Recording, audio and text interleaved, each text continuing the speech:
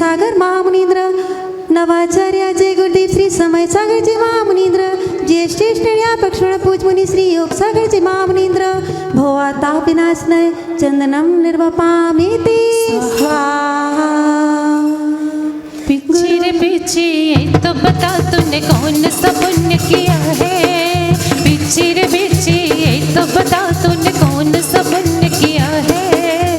खुश होकर गुरुवर ने तुम्हें हाथों में थाम लिया है। पीछे बोलो ना, वो पीछे बोलो ना, जड़ को ना मैंने जड़ समझा नहीं, अक्षय निधि को पहचाना। अपने तो केवल सपने थे, ब्रह्म और जगत का भटकाना। चरणों में अर्पित अक्षत है, अक्षय पद मुझको मिल जावे, तब ज्ञानी अरुण की किरणों से यह हृदय कमल भी खिल जावे। और पीछे रे पीछे तो बता तूने कौन सा पुण्य किया है। खुश होकर गुरुवर ने तुम्हें हाथों में थाम लिया है। रे पीछे बोलो ना, रे पीछे बोलो ना। ओम रूम सर्वाधिक दीक्षा प्रदाता परम पूज्य आचार्य गुरुदेव श्री विद्यासागर महामुनींद्र, नवाचार्याचार्य गुरुदेव श्री समय सागर जी महामुनींद्र, ज्येष्ठ पक्षण पूजमुनि श्री योग सागर जी महामुनींद्र, अखंड अक्षय पद प्राप्त अक्षतान निर्वपामिति स्वाहा।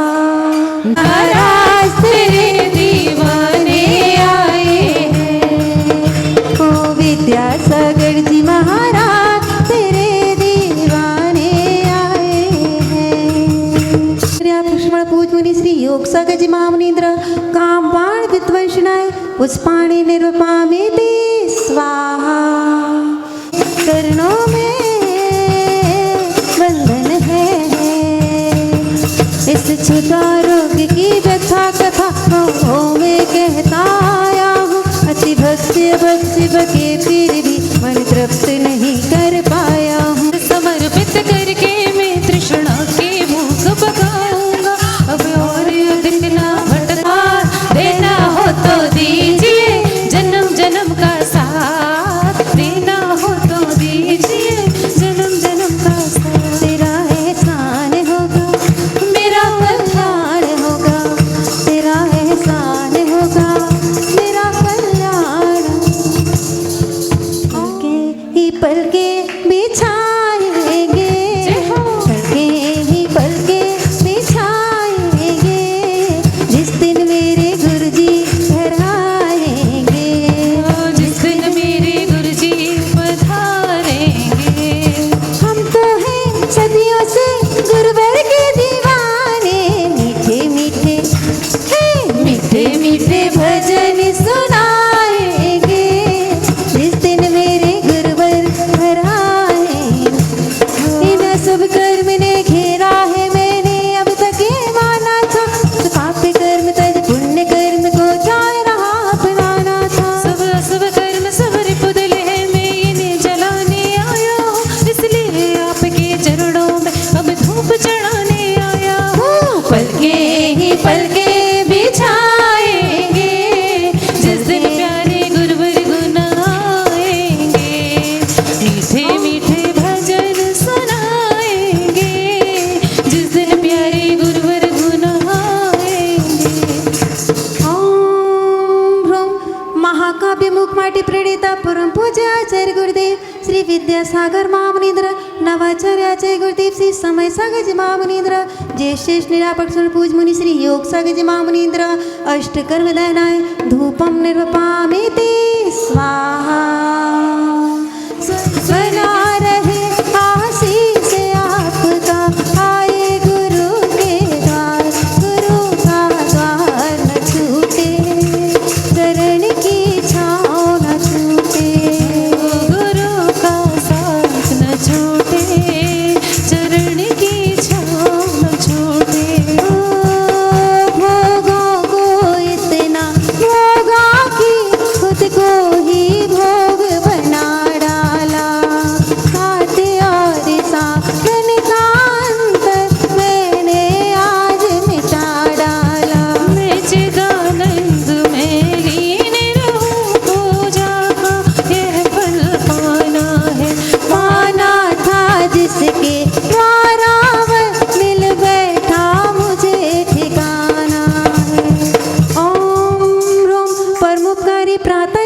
परम पूज्य आचार्य गुरुदेव श्री विद्यासागर महामुनीन्द्र नवाचार्य आचार्य गुरुदेव श्री समय सागर जी महामुनीन्द्र जय श्रेष्ठ निरापक स्वर पूज मुनि श्री योग सागर जी महामुनीन्द्र महामोक्ष फल प्राप्ति फलम निर्विपामिति।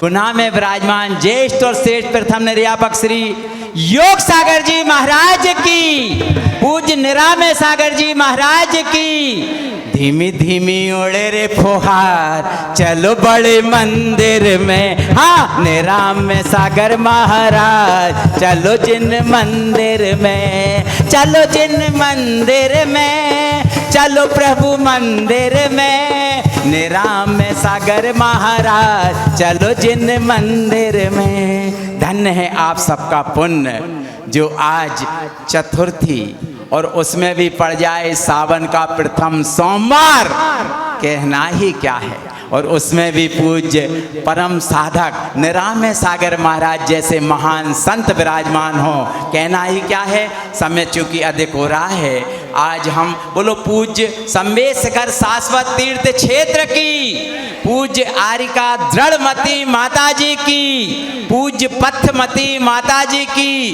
पूज्य तथमती माता जी की, आज आचार्य महाराज के चित्र के समक्ष दीप प्रज्वलन करने और साथ दान करने का सौभाग्य गुना गौरव पूज्य तथमती माता जी का। तथमती और पथमती दोनों पक्की सहेलियां थीं। 90 के चतुर्मास में मैंने देखा है, दोनों ही सहेलियों ने एक साथ दीक्षा गुरुदेव से प्राप्त की और आज उनका परिवार भीमराज परिवार इस समस्त कार्य करने का सौभाग्य प्राप्त कर रहा है। बहुत क्योंकि ऐसी पथमती माता जी ने शिखर जी में 4 उपवास किए और 4 उपवास की पारणा पूज्य दृढ़मती माता जी ने, सत्संग गुरुमती माता जी ने भी साथ में रह कर के पारणा कराई। ऐसे महान गुना गौरव के सम्मान में जोरदार तालियां बजाइए।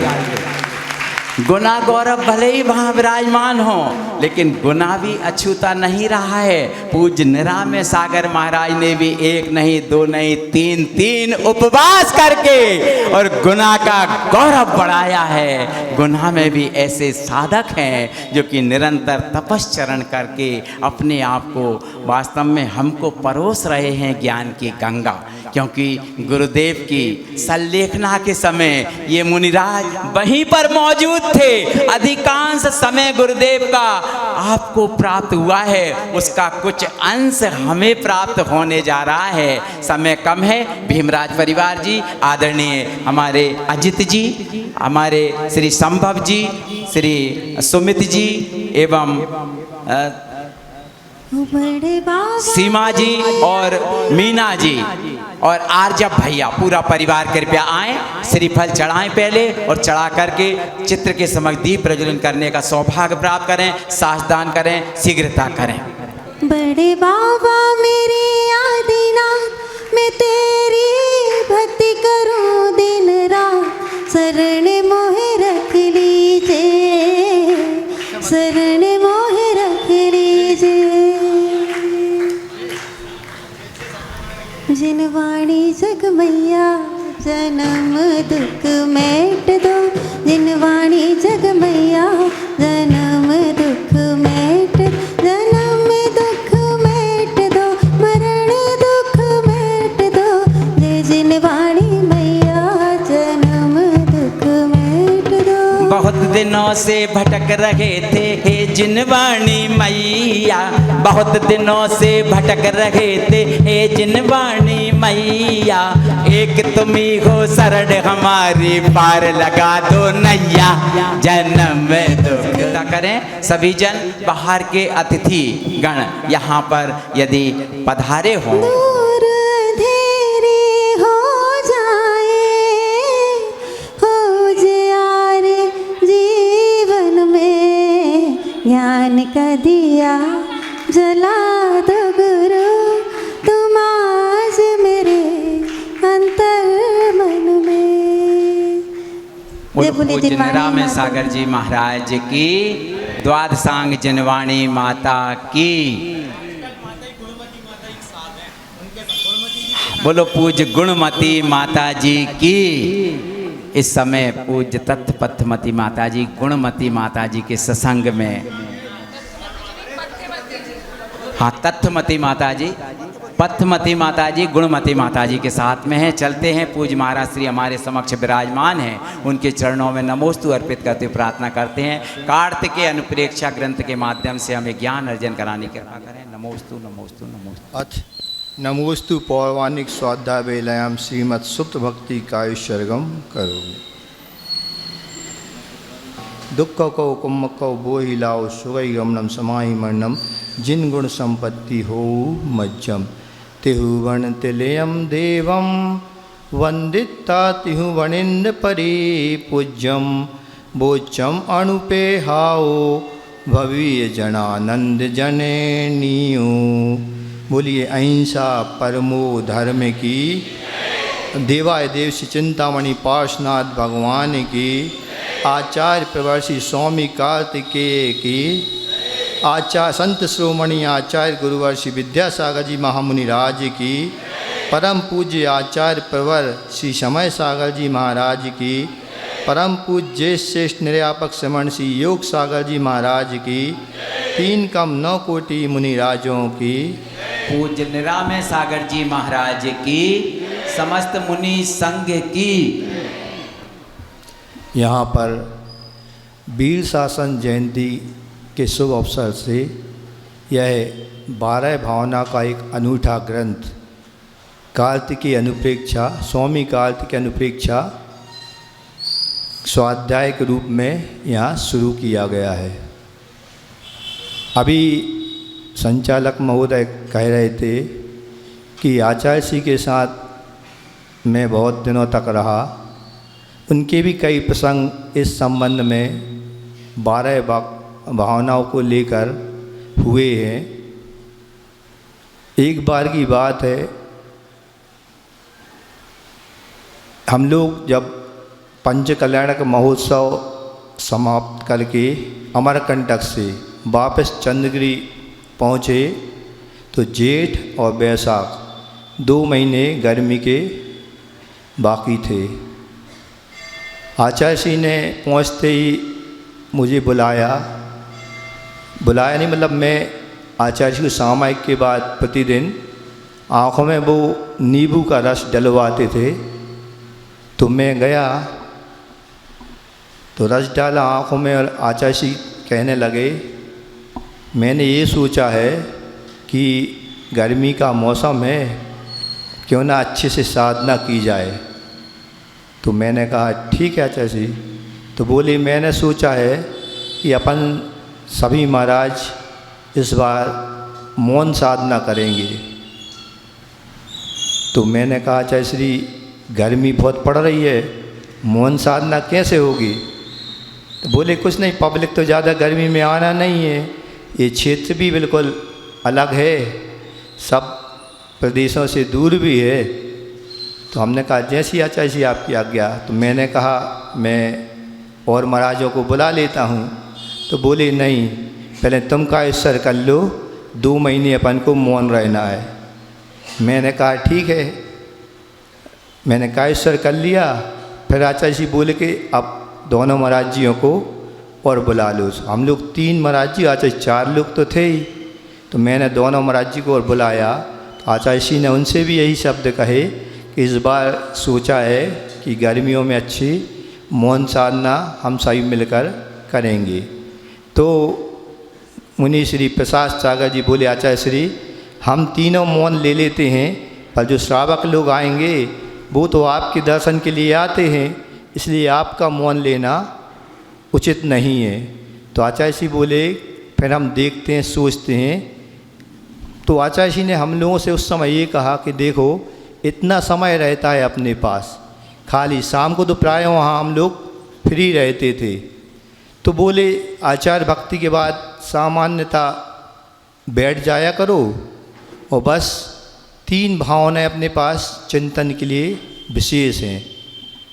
उनमें से 12 भावनाएं विशेष चिंतन करने योग्य हैं। वैराग्य भावना है और षोडश कारस भावना, ये 3 भावनाएं ऐसी हैं, इनका चिंतन अपन ने कर लिया, फिर और किसी ग्रंथ का अपन को स्वाध्याय करने की आवश्यकता नहीं है, क्योंकि संसार से वैराग यदि अपन को करना है, बढ़ाना है, तो इन भावना का चिंतन करना अति आवश्यक है।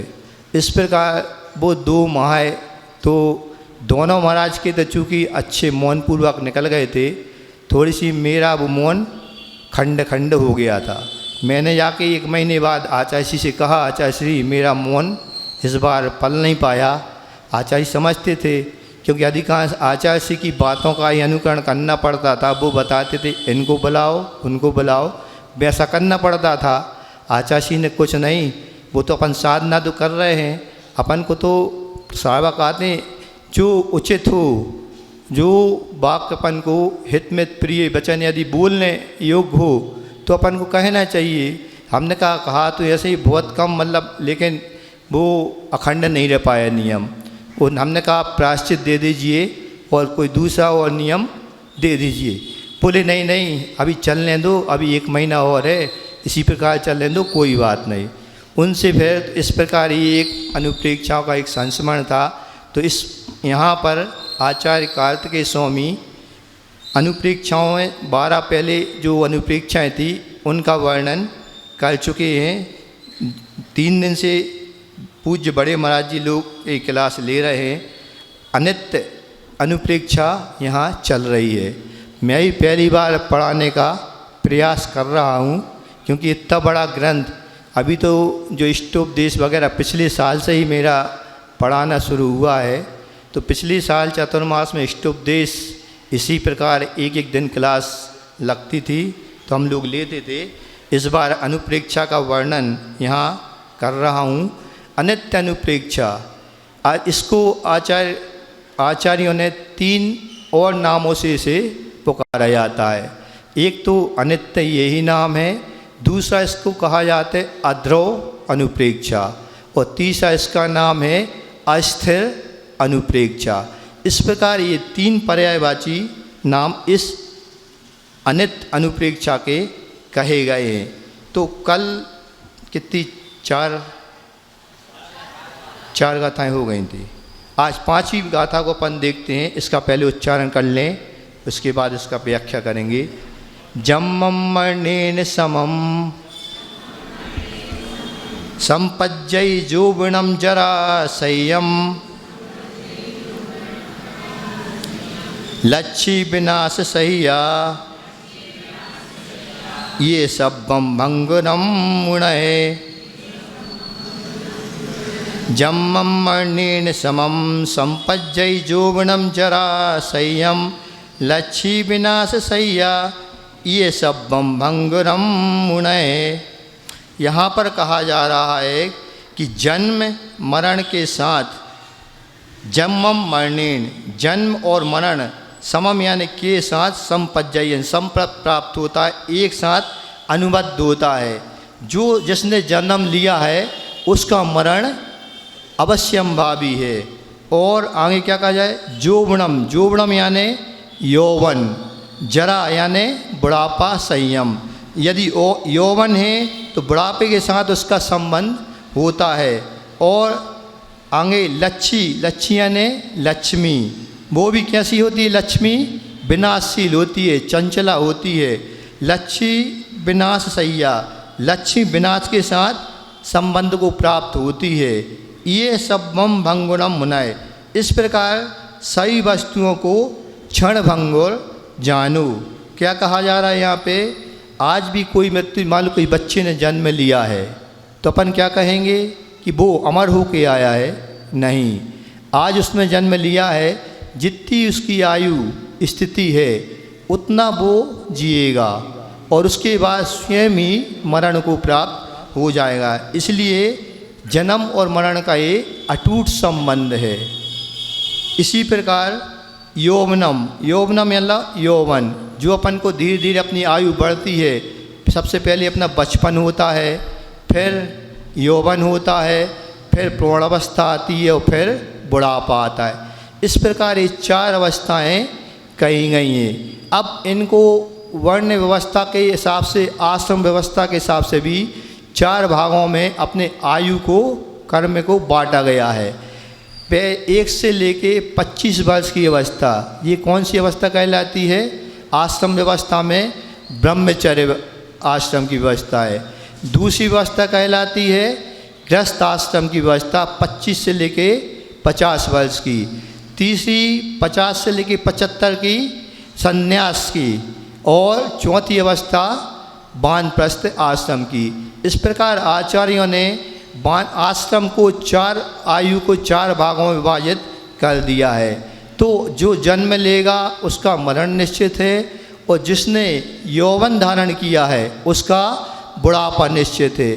और जो लक्ष्मी जो उसका वैभव होता है, वैभव की भी अपन समझते कि हमने ये मकान हमने नया बनवा लिया, ये मोटर गाड़ियाँ हमने नई ले ली। आप कुछ दिन बाद देखना उनकी स्थिति कैसी होती है। आजकल वैसे ही कैसे मकान बनते हैं, क्षणभंगुर। आज अपन ने पलस्तर करवाया, पता चली 2-3 साल बाद उसका पलस्तर उखड़ने लगता है। इस प्रकार ये सब चीज़ें, गाड़ी एक दिन आई नहीं और दूसरे दिन बाजार में वापस यदि अपन बेचने जाते हैं तो इसकी कीमत कितनी हो जाती? आधी से भी थोड़ी ज़्यादा रहती, लेकिन कीमत जो रहती है उससे कम हो जाती है। इस प्रकार जो भी ये वैभव की वस्तुएँ हैं, आजकल मोबाइल का ज़माना है, काय का ज़माना है, एक से एक मॉडल आजकल निकल रहे हैं। एक बार ले लो फिर दूसरा नया आ जाता है। ऐसे ही वो है, एक बार जिसने नया ले लिया, मान लो सामने वाले पड़ोसी ने दूसरा नया ले लिया, तो अपना वाला भी नया है, लेकिन वो कैसा लगने लगता? पुराना लगने लगता है। तो क्या इच्छा होती है कि नया ले लें। इन इच्छाओं को रोकना ही एक प्रकार से क्या है? तप है। और तप ये अनुप्रेक्षाओं को साधने के लिए सबसे अच्छा साधन तप के लिए अनुप्रेक्षाएँ बताई गई हैं। तो इस प्रकार ये सब क्या है? क्षणभंगुर कही गई हैं। अब किसी ने लिखा है, एक छोटी सी कविता है, जैसे फूल भी सुबह खिलता है और शाम तक क्या हो जाता है? मुरझा जाता है। इसी प्रकार अपनी भी स्थिति है। प्रति समय अपने आयु के निषेक क्या हो रहे हैं? झड़ रहे हैं। झड़ना समझते ना? जैसे पेड़ पर पत्ते होते हैं तो पत्तों से मान लो कोई पत्ता पक गया तो उसकी स्थिति अपने आप पूर्ण हो जाती। एक हवा का झोंका आया और वो नीचे गिर जाता है।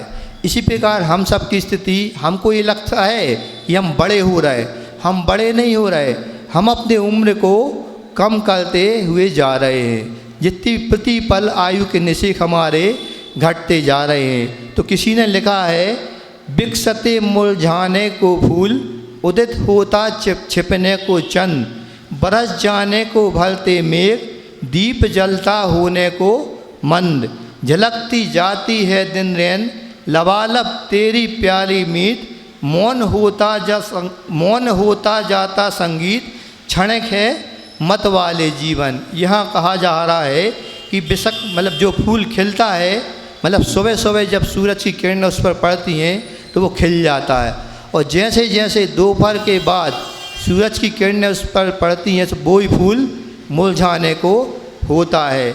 इसी प्रकार जब चंद्रमा उदित होता है रात्रि में, जैसे ही सुबह सूरज निकलने को होता है तो वो भी अपने स्थान से छुप जाता है। और मेघ की तो है ही वैराग्य का एक, कई तीर्थंकरों को मेघों का वैराग्य का कारण बताया गया है।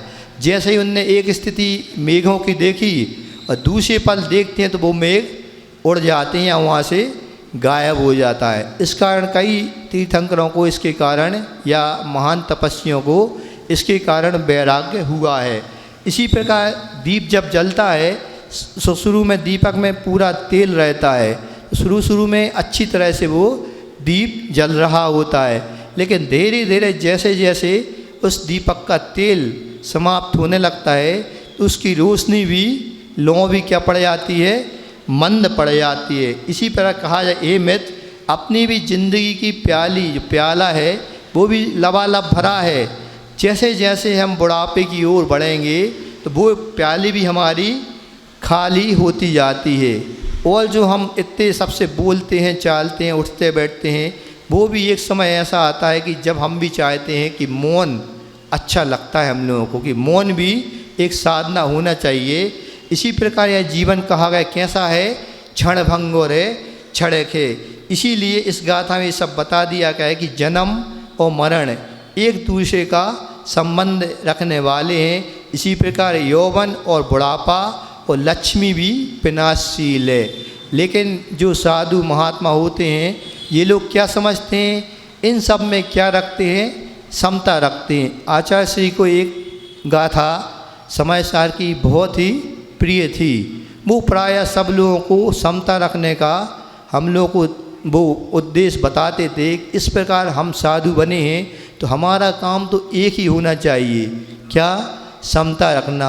सम सत्तु बंधु बग्गु सम स्वय दुख को समन पसंद निंद समूह सम लो कंचनो सम लोट कंचनो सम जीवित मरने समूह सन्नु। इसमें भी यही उद्देश्य आया इस गाथा में कि प्रशंसा में और निंदा में, सुख में और दुख में, सोना हो या पत्थर कांच हो, इसमें जीवन हो या मरण हो, धूप हो या छाँव में, कैसी भी परिस्थिति आ जाए तो हमें क्या रखना है, फिर समता रखना है।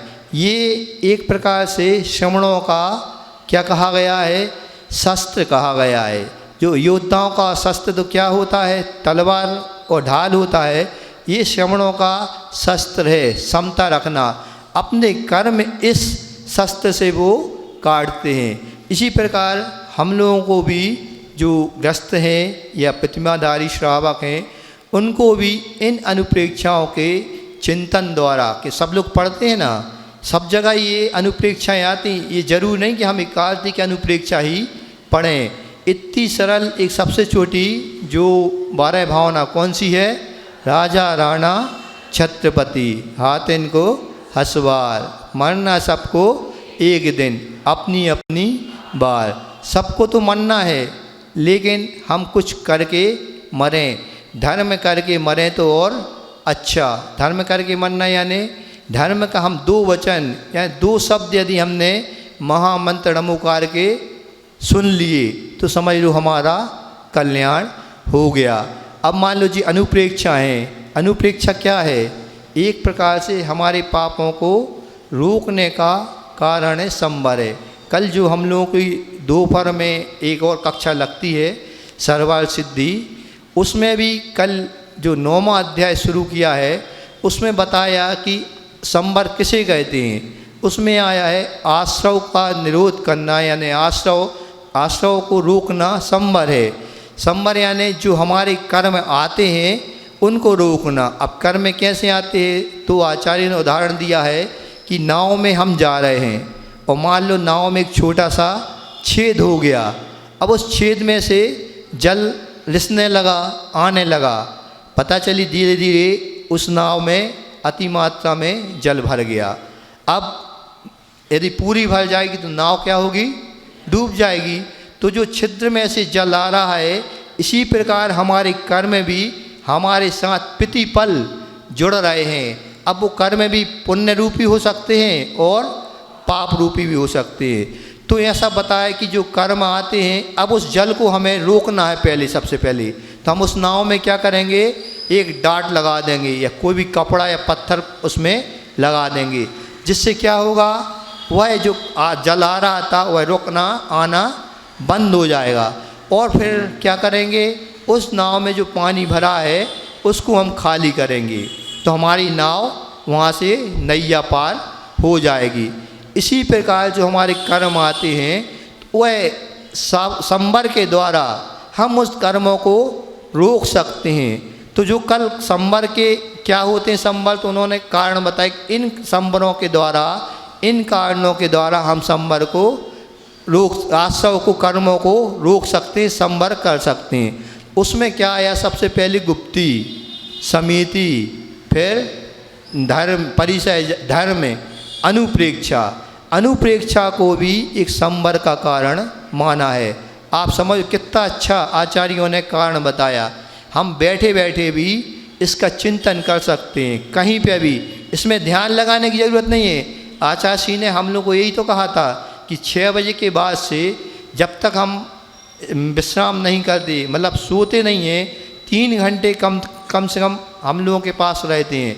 अब 3 घंटे मान लो ध्यान नहीं लग रहा, 1 घंटे की सामयिक रहती है, उसमें भी सामयिक में भी जरूरी नहीं कि हम चिंतन करें।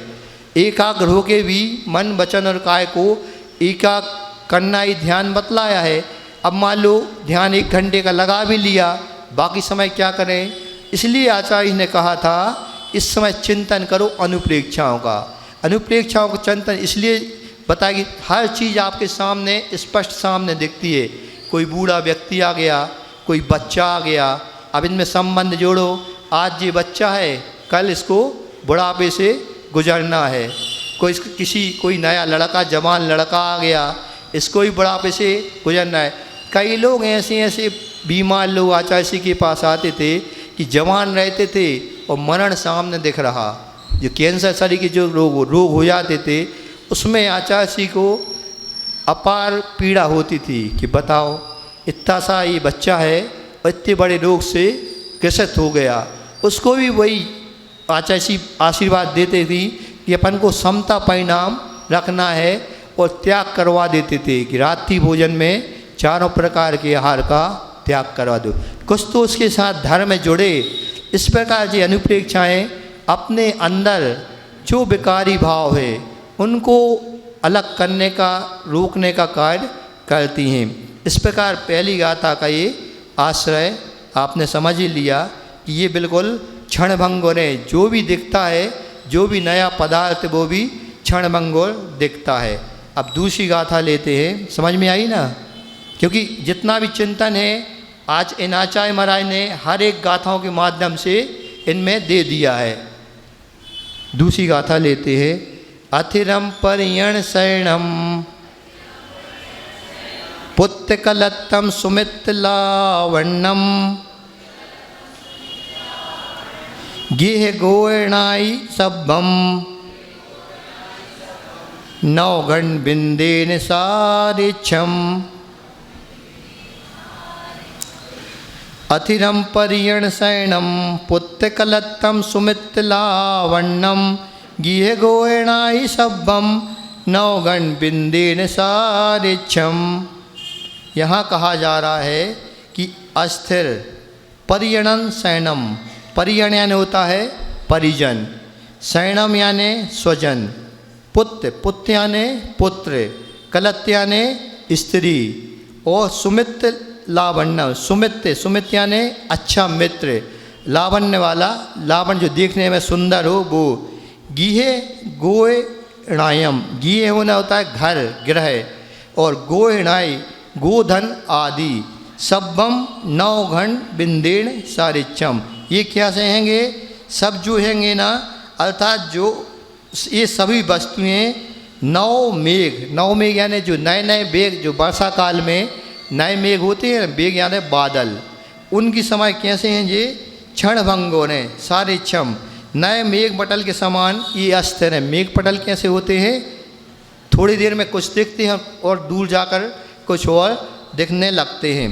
तो यहाँ कहा जा रहा है कि आस्थिरम विनश्वरम। आस्थिर का मतलब जो अपनी जो अनुप्रेक्षा चल रही है, विनश्वर है, ये स्थिर कोई भी चीज़ यहाँ पे है नहीं। अनित्य कोई भी नित्य यहाँ पर नहीं है। कौन है सो वो नित्य नहीं है? जो तो परिजन है परिवार लोग, जो हमारे परिजन हैं यानी संबंधी हैं। इनको परिजन से मतलब परिवार से, अपने कुटुंब से ही नहीं लेना। ये जो संबंधी हैं, जो रिश्तेदार, चाचा हैं, फूआ हैं, और भी भतीजे रहते, ये सब परिजन में आते हैं। और इन अपने परिवार और भी जो अपन जैसे गाय और भैंस का पालतू जो जानवर रहते हैं, इसको भी अपन परिवार में मानते हैं। क्योंकि जब भी मान लो इनका मरण हो जाता है गाय भैंसों का अपने घर में, एक दिन की अपन सूतक मानते हैं कि नहीं? ये सब अपने परिवार में आते हैं। तो अब इसमें टीका में लिख रहे हैं परिजनः परिवार लोका हस्ती घोटक पदाति प्रमुखा। परिजन यानी परिवार लोग, जो पूरा अपना परिवार रहता है, कुटुंब, उसको परिवार बोलते हैं। हस्ती उसमें हाथी भी है, घोड़ा भी है, पदाति जो नौकर चाकर रहते हैं वो भी इसमें प्रमुख रूप से लिए गए। अब स्वजन क्या होते हैं? स्वजन यहाँ पे स्वकीय बंधुवर, जो सगे अपने भाई हैं, माता पिता हैं, ये सब स्वजन कहलाते हैं। अपने खुद के एक परिवार में माता पिता पुत्र पुत्री और जे उनके जी रहते हैं, दादा दादी, ये स्वकीय स्वजन कहलाते हैं, बंधुवर। उत्तम पुरुष जो श्रेष्ठ में, जैसे दादा वृद्ध दादा जो होते हैं दादा दादी, वो उत्तम पुरुष कहलाते हैं। और पुत्र, पुत्र यानी पुत्र, मतलब अपना जो बेटा होता है पुत्र। कलत्र यानी स्त्री, दारा। सुमित्राणी सुहृजन, जो अच्छे मित्र होते हैं वो इनको सुमित्र से लिया गया है। और जो देखने में मनोज्ञ लगते हैं, शरीर से देखने में हर प्रकार से जिनका संस्थान अच्छा लगता है उनको मनोज्ञ कहा गया है। वो लावण्य युक्त शरीर से युक्त रहते हैं। गृह गोदनादि, गृह यानी घर, आवास। हट्ट, हट्ट यानी अपर, मतलब जो इसको बोलते हैं क्या, हार्ड वगैरह, ये सब ग्रह में आते हैं। गोधन आदि, गोधन यानी गोकुल, जो गायों का समूह रहता है ना, जो बड़े बड़े पहले गोकुल रहते थे। चक्रवर्ती के उसमें करोड़ों गायें रहती हैं, तो हर उनके जितने भी उनके क्षेत्र रहते सब में एक गोकुलों का समूह रहता था। एक एक गोकुल में हजार 3-3 हजार गायें तक रहती थी, तो ये कहलाते हैं गोकुल। और आदि शब्द से क्या लेना है, महिषी यानी भैंसा, करब यानी जो गधा वगैरह होते जो अपने काम करते हैं वो भी। इस प्रकार ये प्रमुख इनमें पशु भी माने गए हैं। ये सब कैसे हैं, सदृशम, समस्त देखने में आते हैं, वो विनश्वर हैं, किसी न किसी दिन ये हमसे दूर होने वाले हैं। किस प्रकार उदाहरण ने दिया है, नौ घन वृंदेन, जिस प्रकार घन यानी बादलों का, वृंदेन यानी समूह, नूतन मेघ समूह रहते हैं, वो देखने में थोड़ी देर तो आएंगे, फिर क्या होते हैं, एकदम नष्ट हो जाते हैं या कहीं अपन से ओझल हो जाते हैं। इस प्रकार ये कहा जा रहा है यहाँ पे कि परिवार, बंधु बांधव, पुत्र स्त्री, भले मित्र और शरीर की सुंदरता, घर गाय बैल वगैरह सभी वस्तुएँ नए मेघ पटल के समान अस्थिर हैं। अर्थात जैसे नए मेघों का पटल क्षण भर में इधर उधर उड़कर नष्ट हो जाता है, वैसे ही कुटुंब वगैरह भी जीते जी की माया है। किसी ने बहुत अच्छी बात लिखी है, आग देखी ढेर देखा और देखी अस्थियाँ। आग देखी ढेर देखा और देखी अस्थियाँ, छोड़ दी थी उसने परिवार मित्र और वस्तियाँ। देख कर सोचा कि हम भी होंगे इस तरह पड़े। क्या सोचा उसने, सामने मान लो चिता जल रही है, तो मान लो किसी घर में आग लग गई, अब वो सामने खड़ा व्यक्ति उसके घर में आग लगी, बाहर खड़ा है, देख रहा है और ढेर देखा, आग का ढेर देखा, मकान जल रहा है, उसमें जो व्यक्ति हैं मान लो वो जल गए। छोड़ दी थी उसने परिवार और मित्र की बस्तियाँ, देख कर सोचा कि हम भी होंगे इस तरह पड़े। अब सोचना है कि हम किस दौराहे पर खड़े। अब यह व्यक्ति इस गाथा से यह चिंतन करना है कि ये सब व्यक्ति घर परिवार गृह कुटुंब सब जब विनश्वर हैं तो हमें अपने आगे का मार्ग किस तरह अपनाना चाहिए।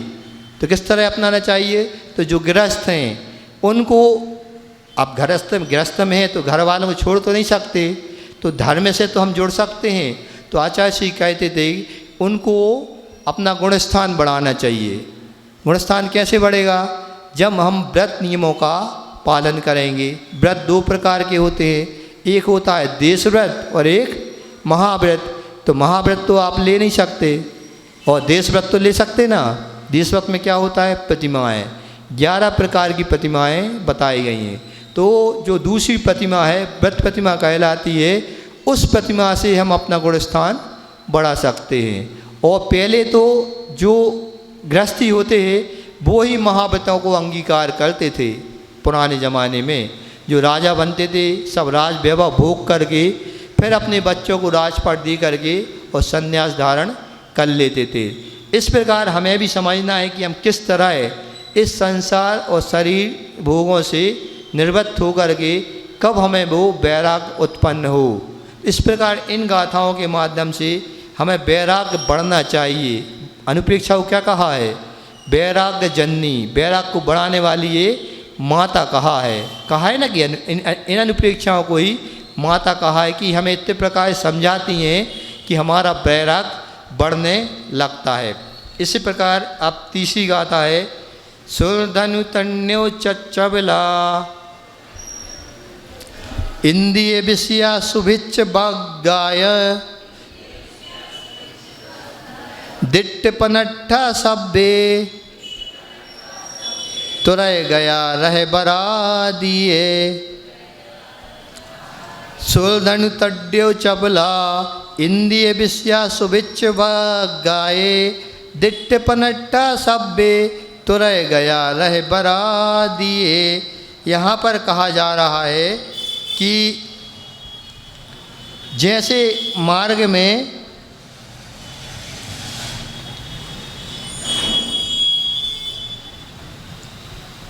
स्वरधनु यानी इंद्रधनुष, तड़ित चपला, इंद्रधनुष और तड़ित यानी बिजली जो चमकती है वो कैसी है, चपल है, चंचल हैं। और इंद्रिय विषय मतलब जो पंद्रियों के विषय होते हैं वो।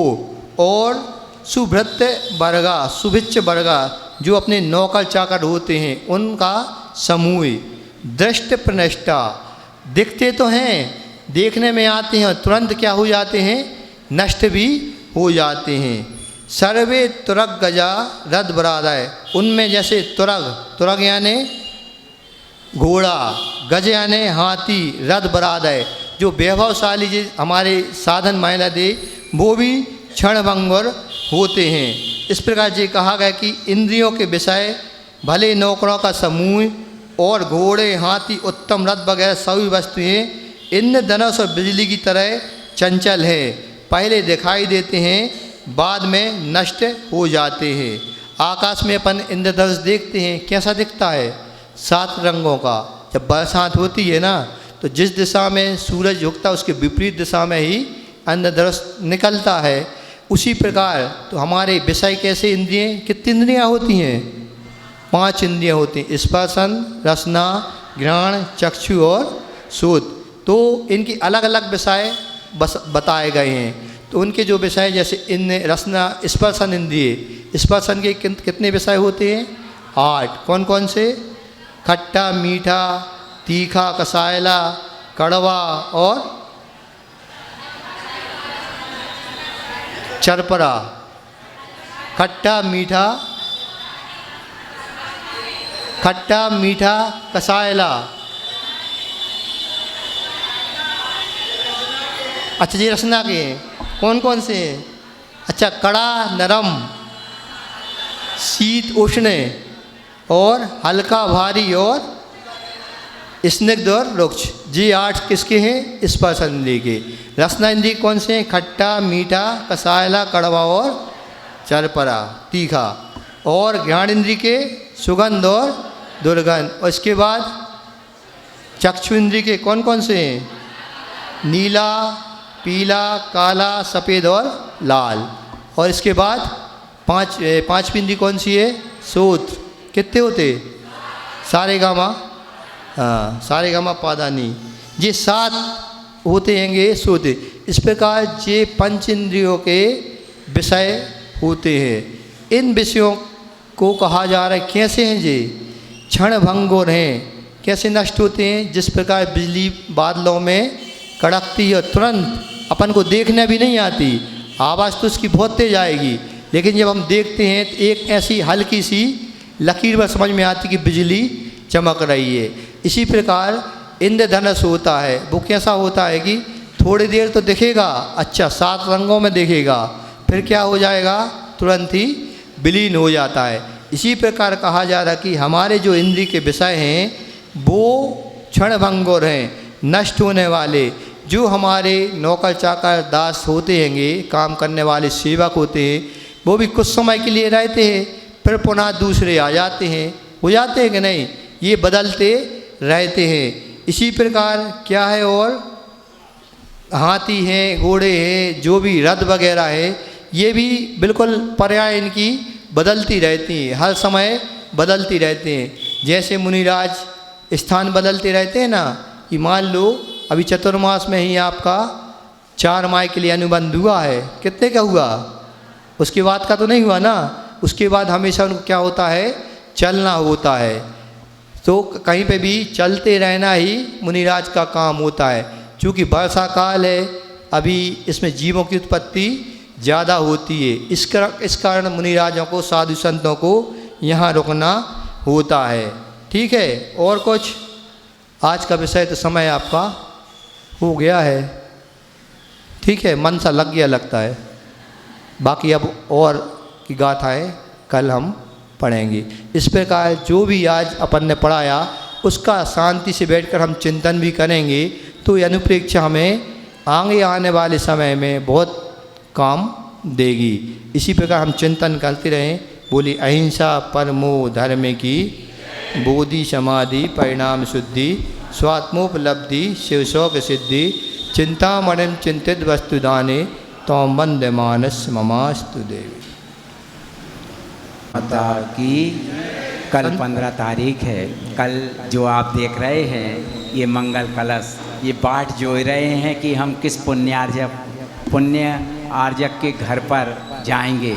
जो 7 कलश हैं वो तो बोलियों के माध्यम से आप तक जा सकते हैं, और जो फिक्स कलश हैं उसमें 5 लाख रुपए की राशि का एक ऐसा विद्या ज्ञान का है जिसका नाम है विद्या प्रतिभा परोपकार कलश, 5 लाख रुपए का और 2,51,000 रुपए की राशि का। इसी के साथ में जो फिक्स कलश हैं उसमें श्री धर्म प्रभावना कलश 1,08,000 रुपए का है, जो मोर के रूप में यहाँ पर आप देख रहे हैं। 1,08,000 रुपए का कलश है। वात्सल कलश 51,000 रुपये का एवं अमृत वर्षा योग कलश 21,000 रुपये की राशि का है। बहुत सारे नाम हमारे पास आए हैं जिनकी घोषणा हम कल करेंगे।